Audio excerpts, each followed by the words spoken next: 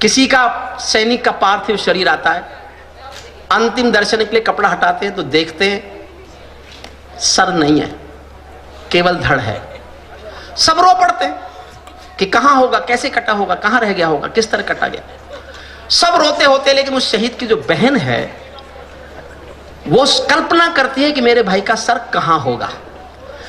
उसकी बहन अपने भाई के भूलने की आदत से दुखी रहती थी। उसका भाई भुलक्कड़ था, भूल जाता था। कुछ मंगाओ तो भूल गया, गिफ्ट मांगी तो भूल गया, इनाम देना है तो भूल गया, कुछ मंगाया तो भूल गया। तो उसके भूलने की आदत से दुखी होकर बहन कल्पना करती है कि उसके भाई का सर कहां होगा।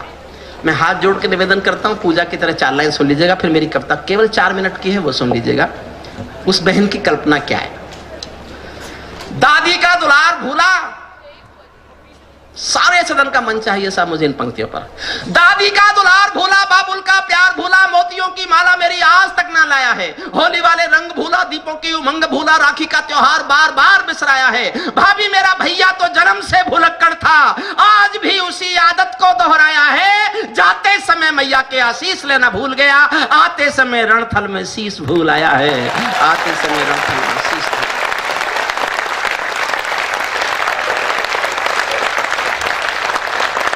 आपको छोटी सी कविता सुनाता हूं।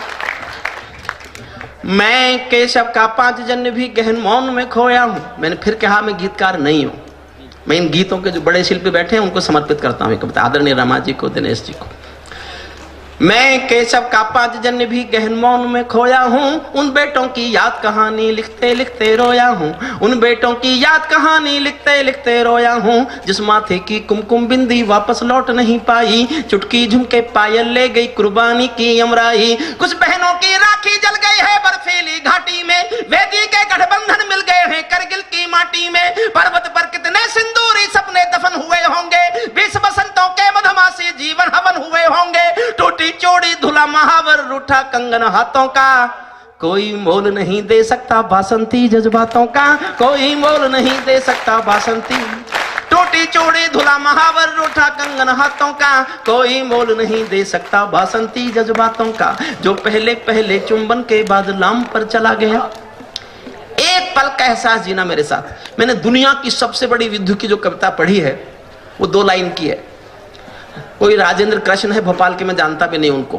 कोई पुरानी सी किताब मुझे मिली किसी लाइब्रेरी में, 2 पंक्तियां। मुझे लगता है युद्ध पर इससे बड़ी पंक्ति संसार में हो ही नहीं सकती। और पंक्तियां हैं, आज मेरा देश सारा लाम पर है, जो जहां भी है वतन के काम पर है। जो पहले पहले चुंबन के बाद लाम पर चला गया, एक पल का एहसास। जो पहले पहले चुंबन के बाद लाम पर चला गया, नई दुल्हन की सेज छोड़कर युद्ध काम पर चला गया। उसको भी मीठी नींदों की करवट याद रही होगी, खुशबू में डूबी यादों की सलवट याद रही होगी, खुशबू में डूबी यादों की सलवट याद रही। और कलेक्टर साहब, में ये मेरा सूक्ष्म अहंकार नहीं है, मैं हृदय से बोलता हूं कि मैं आज भी अपने को एक पंक्ति का कवि मानता हूं। मैंने जीवन में केवल एक पंक्ति अच्छी लिखी है। मुझे दुआएं देना, तालियों से आशीर्वाद देना। मैंने ऐसी 2 पंक्तियां और लिख ली तो मैं कवि होने का भ्रम पालूंगा। मैं जीवन की सबसे श्रेष्ठ पंक्ति आपको समर्पित करके जाता हूं, जालौर की जनता को, इस महोत्सव को, आप सब जनता को बहुत बहुत धन्यवाद, बहुत बहुत आभार आपका।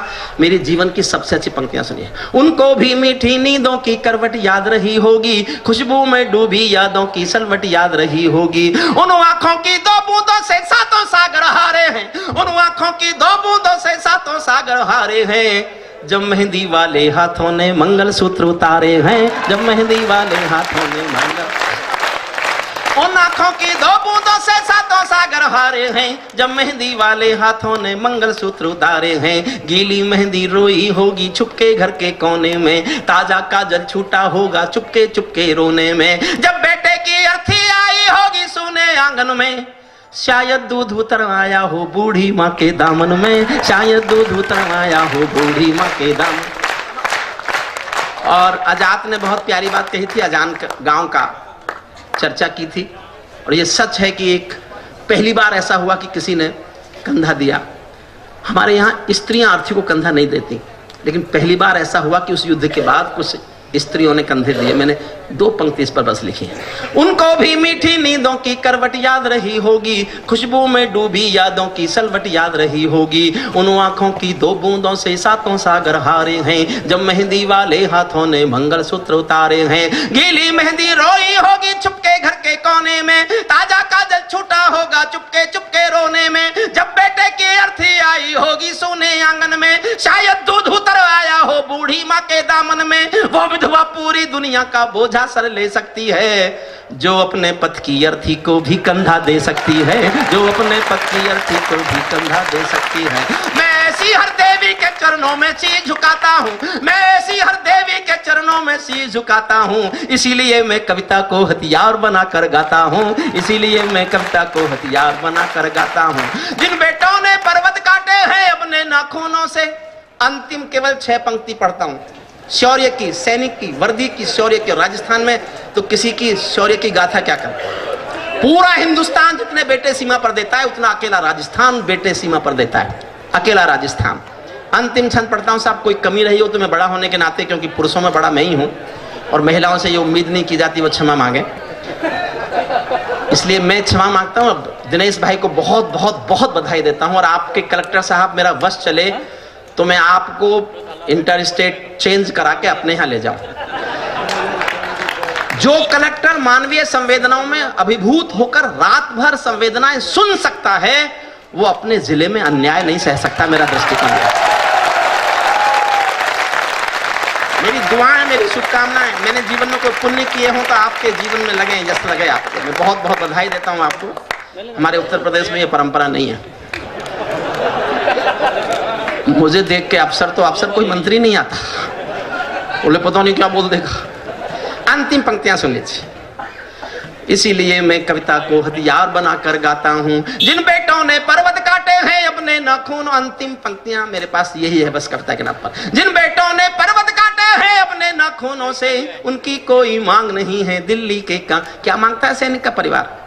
एक क्रिकेट में कोई 1 छक्का लगाएगा तो 1 करोड़ का इनाम, 1 करोड़ का इनाम। मैं 1 करोड़ के इनाम के खिलाफ नहीं हूं साहब, लेकिन जिस हिंदुस्तान में एक मजदूर 12 घंटे पसीना बहाने के बाद 150 रुपए मजदूरी पाता है, उस मुल्क में ये 1 करोड़ का इनाम मजदूर के पसीने का अपमान करता हुआ नजर आता है। बस मैं ये कहने की कोशिश कर रहा हूं।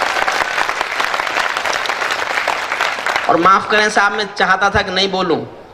मैं जब 15 साल पहले यहां आया था, उसके बाद यहां हो सकता है वो कहीं बैठे हों, मेरे पास एक लंबी चिट्ठी गई थी कि हम तो आपको बड़ा देशभक्त समझते थे, आप इतने पैसे लेते हैं, मुझे ये जानकर बहुत दुख हुआ, और हम आपको भविष्य में जालौर में कभी नहीं बुलाएंगे, क्योंकि इतने पैसे लेने वाला कोई कवि होता है। साहब अब तो मैंने उससे भी 6 गुने लिए। लेकिन एक बात समझ लीजिए, मैं जो कमाता हूं, मेरा परिवार नहीं है, अकेला हूं, यूनिवर्सिटी की बड़ी नौकरी की मुझे बहुत पेंशन मिलती है, केवल उसमें जीता हूं। सारा पैसा हिंदुस्तान के गरीब बच्चों के ट्रस्ट में जाता है, मेरे घर कुछ नहीं जाता उसमें।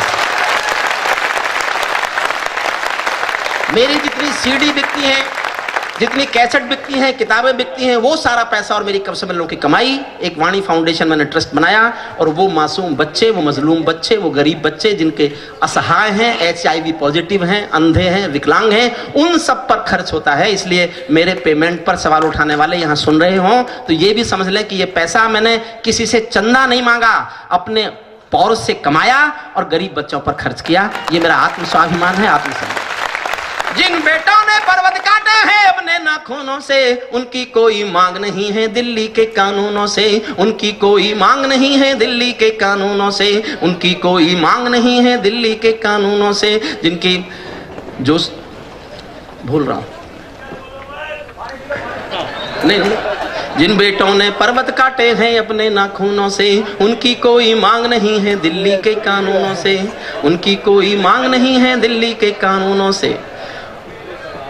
उनकी गाथा लिखने को अंबर छोटे पड़ जाते हैं, उनकी गाथा लिखने को अंबर छोटे पड़ जाते हैं। उनके लिए हिमालय सागर, उनके लिए हिमालय लहरें, उनके लिए हिमालय कंधा देने को झुक जाता है। सागर की लहरों का गर्जन भी छोटा पड़ जाता है। उनके उन वीरों का दर्शन, उन वीरों का दर्शन, और शहीदों की, और शहीदों की, और शहीदों का चित्र मंदिर जैसा लगता है। मैं माफी चाहता हूं, भूल गया क्योंकि मैंने 2 महीने से पढ़ा नहीं।